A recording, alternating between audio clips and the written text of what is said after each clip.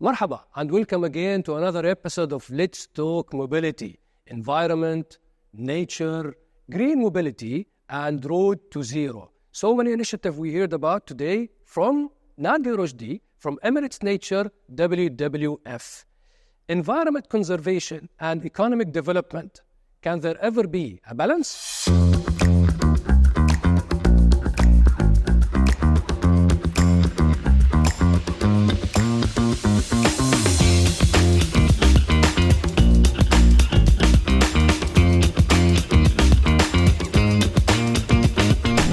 What do you need to do more to protect the environment? You need to get rid of carbon as much as possible. Definitely switching to electric vehicles will help. The future is the electric car. نقدر إن إحنا نقلل سيارات خالص ونستخدم المترو ونستخدم الترينز. We need to commute less.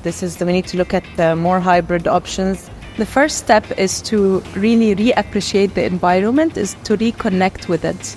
Will driving an electric or hybrid car be helpful in protecting the environment? Yeah, I think this is the good step. 100%. 100%. Definitely, because there are no harmful petroleum gases that are released. We have to, of course, balance it against, the manufacturer and everything that happens with batteries. So on a long run, I think that is going to be helpful for the environment and for the future generation. So, yeah. Marhaba, Nadia. Marhaba. Thank you for accepting our invitation. Thank you for having me. I would love to start immediately with you. You guys at WWF represent the authority when it comes to environment, when it comes to nature in UAE. I want to understand more. How do you view the status of the environment in UAE currently? And how do you see the future? Not an easy question to talk about the future. No, thank you for having me. It's really exciting to be here.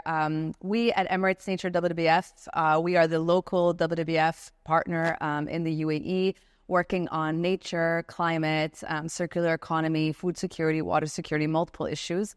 We've been here for 23 years, so we have a deep expertise on nature and climate issues, of course.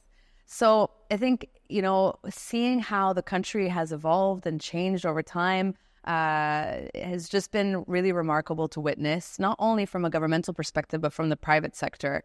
I think, all of this culminating with COP28 last year, it's the momentum that we're seeing is really exciting. So we're coming back to the COP. We're going to come. Okay, we're going to come back. No, but as an environmental NGO and a local charity, really, it is our role we see to really focus on the areas to prove either the business case or identify opportunities where there is no work at this stage, to figure out what we can do with nature, how we can enhance climate, how can we engage the private sector to really drive forward what we think that we need to see. And I think this is being done across multiple elements: renewable energy, energy efficiency, moving finance into nature. So we work on a variety of projects, and I'm heading the climate program, of which we have a series of projects. One of them is called the UAE Alliance for Climate Action, which is a non-state actor alliance gathering stakeholders to decarbonize, as well as multiple other areas. But yes, it's been an exciting journey seeing this transition towards environmental sustainability, tackling climate change, and really restoring and protecting nature. In the span of the 23 years, how do you view now the attention towards environment and nature compared to the beginning, to the early start? As everything, it's changed and it's enhanced. We've seen policies coming at the federal level, at the municipality level, at the emirate level. I guess it's been really sped up. And I think it really is part and parcel because we know that the science is there that's saying that we need to move faster. We have a very limited time to tackle the climate challenge. We know that by 2030, we need to reduce global greenhouse gas emissions by 43%. We know that climate is warming. We've already seen 1.2 degrees of warming globally. In the UAE, 1.8 degrees of warming has already been observed. 1.8. 1.8. So we know we need to move faster. So it's good to see that faster progress is happening, more collaboration is happening. Now the question is, how can we speed that up even more to meet the objectives that we have in terms of emissions, but also how can we protect nature? Because we know nature is our biggest ally in this climate change challenge, because nature can store carbon, can protect ecosystems, can enhance resiliency. So how do we do that in a very, very quick way is essentially what we all have to do. What kind of challenges that you're facing when it comes to nature. And you've mentioned several projects now, like one of these projects on top of your mind now that it's really keen to find a solution, or it has to be solved ASAP. No, I think, look, for me, we have to think more macro. I think sometimes it's easy to think, okay, let's try to do one activity, let's mitigate climate change and do this. You don't do that. What we try to do, we try to take a really broad view, because the thing is, when you look at climate and nature, you look at the benefits, they're very symbiotic. They work together, right? We can't just look at one thing and do, it's not, the economy. We can't change this lever, it'll change this. Everything has a ripple effect. So for us, the convergence of nature and climate is super important. And also the link to people and local communities. It can't just be seen as, let's just do nature and climate for this, but we really see that any intervention really has to have this triple benefits for people, climate, and nature. And that's why we take this really holistic approach in what we do. For example, one of the projects that we're working on nature-based solutions is proving that nature can be a solution not just to protect and restore nature, but can provide economic livelihood for people. It can contribute to climate mitigation solutions, climate adaptation solutions. It can have multiple benefits for fish stocks, for example, a certain landscape and protecting mangroves and the kind of multiple ecosystems that exist could protect fisheries and have a really good impact on fishermen or fisherwomen. So there's economic impact. So we need to look at things holistically. And I think that's really what we see as this really exciting area of people understanding that it's more macro, it has more benefits, and it's not just, at the end of the day, do one thing to get one output. It's not $1 for 1 ton of emissions. It's really investing in something that's going to give you a lot more broader impacts that we need to scale. And I think that scalability and looking at that bigger level. And I know we're talking very high level. We'll get to the specificity of it. But I think that's what's exciting for us, is that stakeholders are seeing the opportunity in having this macro view with multiple benefits that have economic benefits, societal benefits, nature benefits, climate benefits, etc. Since you've mentioned all these projects, can we highlight like a couple of examples around some initiative that took place in UAE? From our perspective, or that's happening? Because the UAE, I will say, private sector, subnational actors, federal, there is so much going on. It's a really exciting time to be in the UAE. We also are contributing to that by doing projects and trying to enable that. But yeah, what would you like to hear more? Our projects? Maybe your project. Our projects, okay. Something that really excites you to talk about.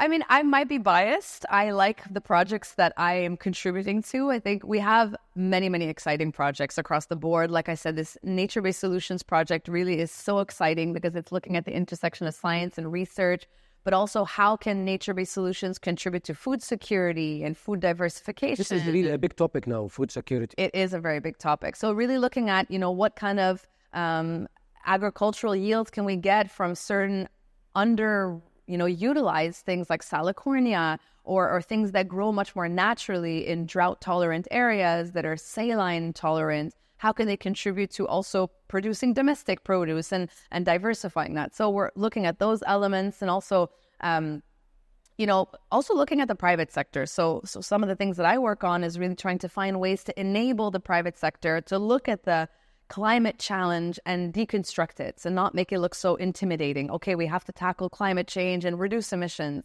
It can be really overwhelming. There's a lot of tools and information and methodologies and disclosures out there.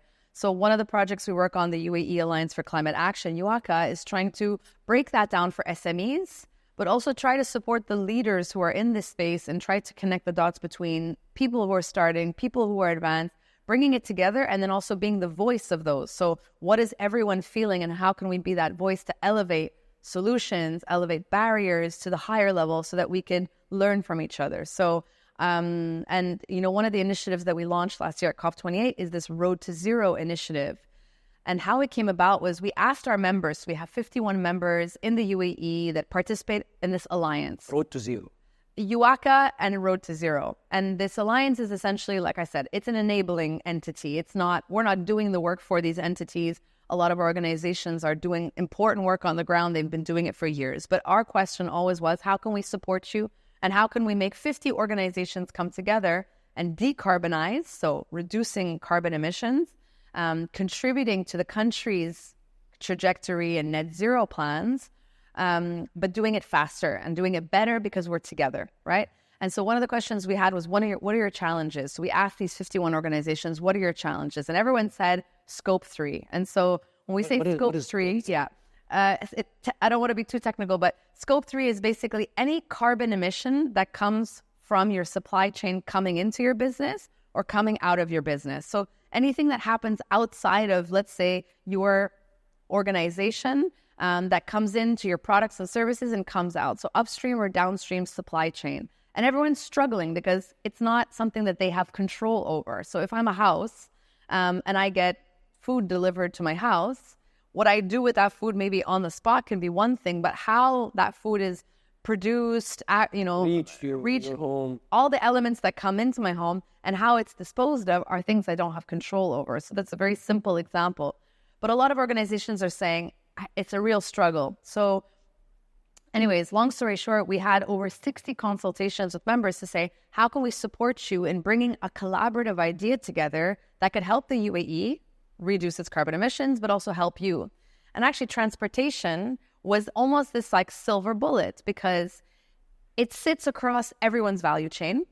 Everyone has transportation emissions, so emissions coming from transportation, transporting people or transporting goods in their business. I mean, you can't have a business without having transportation in it. But because it's a small element of everyone's kind of supply chain, it sometimes gets overlooked.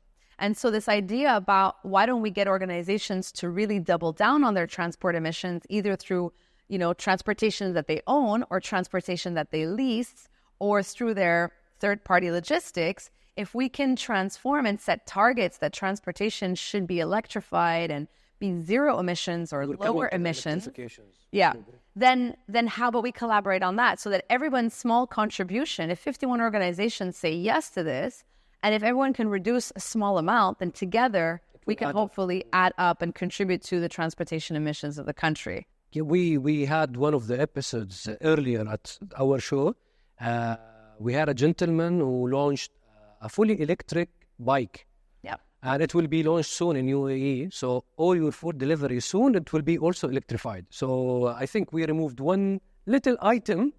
We take one of these small boxes. And that's the thing. I mean, I could talk about this forever because I'm really passionate, but, two-wheelers and passenger vehicles and commercial vehicles and vans and trucks and, commercial versus passenger has issues and two-wheelers has its certain barriers and solutions. So even if you look at just commercial EVs and what's happening, it's still everyone requires their own solution and own target interventions because everyone has a different context. So yes, there are solutions coming to the forefront, but we need scale, we need speed, we need finance, we need certainty. We need a lot to go into just this tiny sector. Even just to do that work requires a lot of collaboration, which is why I'm really excited about this initiative because it really is trying to bring as many forces together to try to crack barriers and offer solutions to, these organizations who are all trying to electrify and all trying to move towards zero emission vehicles or electric vehicles. With such an initiative, how do you value the public, the companies, the corporates, the public funds, compared to the authorities? How do you value their contribution into the initiative?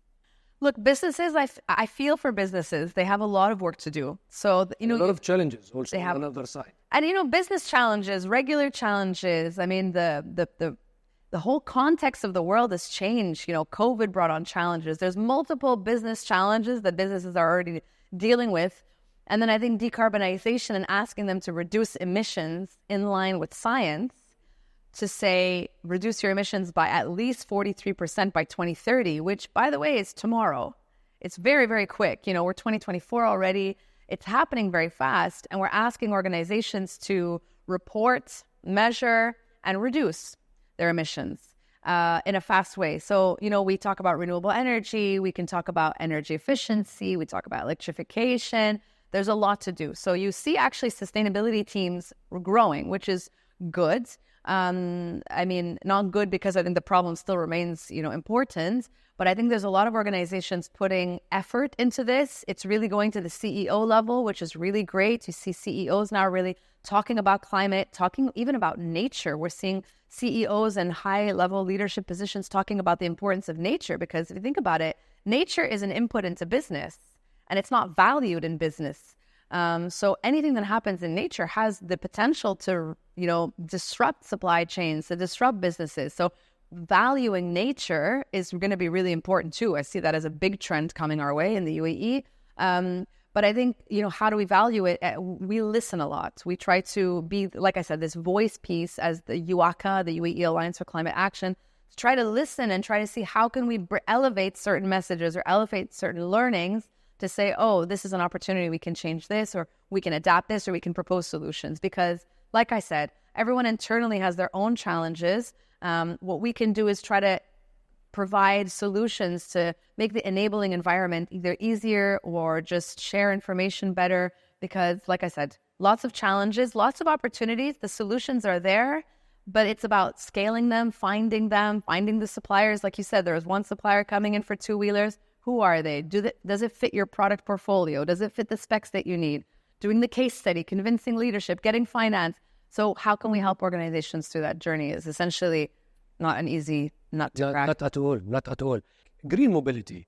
I know that you're driving an electric car. So I want to hear it more from you. How do you view electrifying the cars, electrifying the public transportation, electrifying scooters for delivery, and et cetera, et cetera, et cetera? And is it really affecting in lowering down the temperature or lowering down the carbon dioxide in our atmosphere? In percentage, is it really helping that much compared to other sectors? Look, I think the transportation industry is an exciting one. And I'm happy that you mentioned, micro-mobility, public transport, because it's not just one solution. It's not just we have to electrify all of our vehicles. No, I mean, we cannot continue on the path of everyone having their own vehicle. We're going to need a lot more technology and innovation and R&D to be able to deliver a green mobility package that includes, micro-mobility, carpooling, public transport, electrification, et cetera, et cetera. So I think, what's exciting about also the UAE is that they are looking at this kind of 15-minute city, improving bikeability, improving walkability and bikeability in the summer. How does that get done with the sustainability principles that the country is looking after?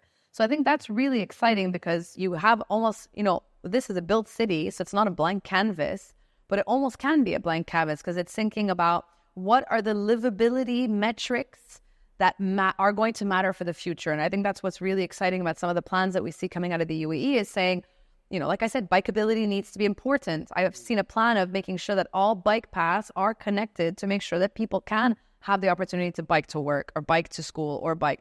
Walkability is going to be so important. So it's not just about electrification, but I think to your point, it needs to also be about transitioning to depend more on greener electricity, which is what we know the UAE is investing in. The grids that we were all going to be plugging into is becoming greener. So the more that we can electrify, the more we can tap into that renewable energy. We know that there's, a lot of solar going into the system as well. So super important. But at the end of the day, for me, what I see as the big opportunity also is commercial EVs. So I read a study recently by a big think tank that said that actually commercial electrification is one of the biggest opportunities to displace commercial EVs. Yeah, it could contribute to displacing one of the most important segments in terms of displacing fossil fuel demand or fuel demand. Because currently, I think there's a lot of focus on passenger vehicles.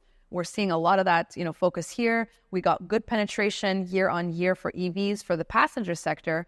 But globally, I think one of the biggest opportunities is making sure that we speed up the commercial EV transition to make sure that, vans, trucks, either, heavy duty, light duty, medium duty are also transitioned. So that's exciting. And I think, it's not only the perspective of carbon emissions. I want to bring to the point you asked about percentages. Transportation and mobility becoming green also has an impact on air pollution.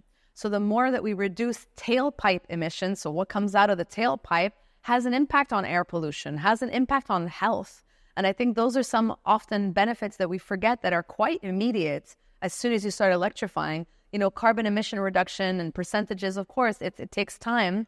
There's really good projections of seeing that come down, but there's also all the other benefits that you get in terms of sound, a reduction of noise pollution because EVs are much quieter, in reduction of the NOx and SOx and particulate matter that, all those other emissions that come from the tailpipe, so increasing health. So I think it needs to be also viewed in this, like I said, this broader context all the time. It's all linked to each other. That it is about carbon emissions and climate change, but it's about living healthier and moving more and really, benefiting from the gig economy, the sharing economy, so that we can maximize utility of our resources, so that we don't have a car sitting 8 hours a day in a driveway, so that we're really sharing resources and maximizing the use of those resources. So Nadia, based on everything you've mentioned about the automotive and the electrifications and the EV, is this part of the initiative Road to Zero? When we calculate all the emission, the whole carbons that coming out from all the ICE engine vehicles, is it also only EV vehicles that already part of this initiative? No, I'm glad you asked that question. So Road to Zero essentially is bringing stakeholders together and asking them to scale and pilot EVs. So we have 17 members right now, some of them who have never trialed EVs before in their operations. So these are all commercial entities, private sector. And so right now what they're doing is by the end of the year, they have to trial a minimum requirement of EVs in their fleet. And that's interesting. Why? Because it's not just owned vehicles, it's also leased vehicles. So what we know from the private sector is that a lot of the vehicles that they use are not owned, they're leased. And so what we want to do is also engage with leasing companies to say that we need to see more EVs in your fleet. Now, for now, we focus on EVs because we know that technology is ripe. It's almost at cost parity, a little bit plus. So the question right now is pilot EVs and plan to scale. But at the same time, what we're doing is that we have 5 key areas that we're focusing on. We're an enabler at the end of the day. We don't have a fleet. As Emirates Nature-WWF, we are an NGO that aims to bring people together. But what we've noticed is that there's still operational uncertainty. So if I have an EV, what does that actually mean in terms of charging? When my driver is delivering food to this place, but then has to charge, does that person get compensated for charging? There's a lot of operational uncertainty of where do I charge, when do I charge, how do I compensate charging? So there's behavioral and operational question marks that a lot of private sectors still haven't cracked. So how can we give them that information? So bringing together information and data. Where can people charge? There's a lot of information of where passenger vehicles can charge, but what are the opportunities for commercial vehicles to charge? They drive in different areas. So sharing information on that. There's also financial questions around how do I get my commercial vehicles to be funded? What are the opportunities that exist? I might not have the CapEx available, or the leasing company doesn't have the CapEx available. So again, trying to bring together the whole ecosystem in terms of infrastructure providers, actual private sectors who are consuming EVs and using EVs, regulators, and bringing the whole ecosystem together to answer these questions. In one word, what does sustainability mean to Nadia? For me, it's living in balance. And maybe that's a bit expected, but for me, it's all about making sure that we can live in balance with nature, living in balance with ourselves, and making sure that we're taking as much as we give back. Thank you very much, Nadia, for your time. Thank you, our viewers and listeners. Another episode of Let's Talk Mobility, this time with Nadia Rouchdy from Emirates Nature-WWF. Thank you very much for your time. Don't forget, guys, to subscribe into Al Futtaim Automotive channel and stay tuned for more episodes to come.